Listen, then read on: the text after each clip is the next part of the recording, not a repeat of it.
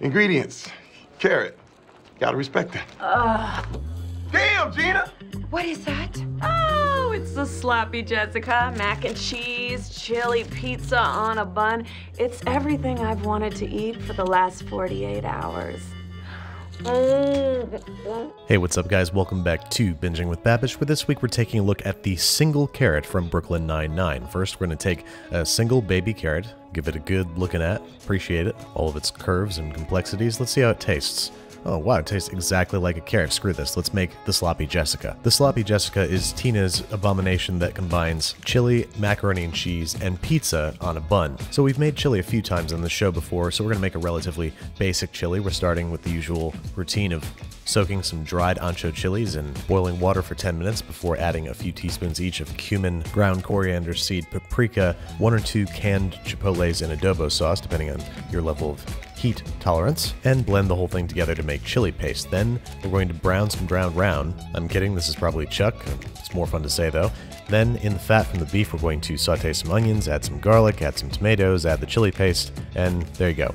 Very basic, but very delicious chili, which of course we're going to season after simmering for at least 45 minutes. Next up, we need to make some red sauce for the pizza element of the Sloppy Jessica. Again, we've made red sauce in many different iterations on this show before. The basic idea is finely mince a small onion, saute for a few minutes until soft, crush in a clove or 2 of garlic and saute for an additional 30 seconds or until fragrant, and then add your tomatoes. I'm going with a 50-50 mix of diced and pureed tomatoes. Also, I'm going to throw in a little bit of dried oregano and a whole sprig of basil. Simmer for 45 minutes to an hour until slightly thickened and the acidity of the tomatoes has abated. Next up, mac and cheese. Now, a close examination of Tina's sandwich indicates that it's not actually macaroni elbows like usual, but ziti. I mean, it's not like they were exercising restraint when they designed this sandwich. Once the pasta's cooked, drain and set aside so we can make a roux for our cheese sauce. Equal parts, in this case 3 tablespoons each, of butter and flour, toasted together for about 30 seconds until the sort of raw flour smell goes away, and then slowly streaming in maybe 3 cups of whole milk, whisking the whole time until a thick sauce forms. Make sure you scrape the corners so you don't miss any of that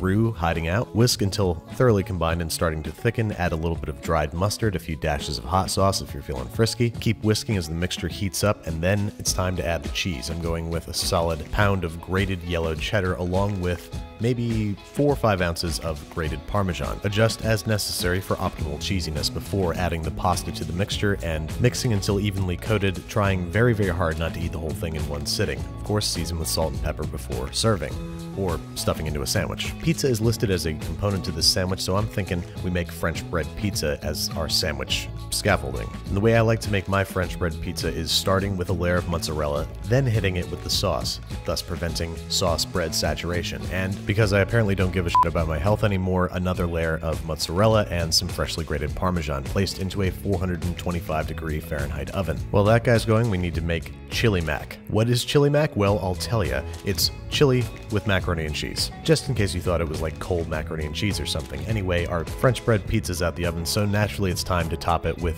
a whole bowl of chili macaroni and cheese. And now we gotta try to close this thing up. On our first attempt, we're gonna burn our precious little fingers, ow, but then we're gonna take a deep breath, grow a pair, and turn this into something resembling a sandwich. We're gonna cut it in half because it'd be physically impossible to eat it in its current state. And then as we promise ourselves we're going to research salads for future episodes of Binging with Babish, we dig in like the monsters we know we are. And as you can imagine, this guy joined the Clean Plate Club. It was damn near impossible to eat this entire thing, but you know what? I'm really glad I did it, and I'm just kidding. Of course, I cut it up and shared it with my friends. Serving this sandwich is one of the few ways you can be both a really good and a really bad friend at the same time.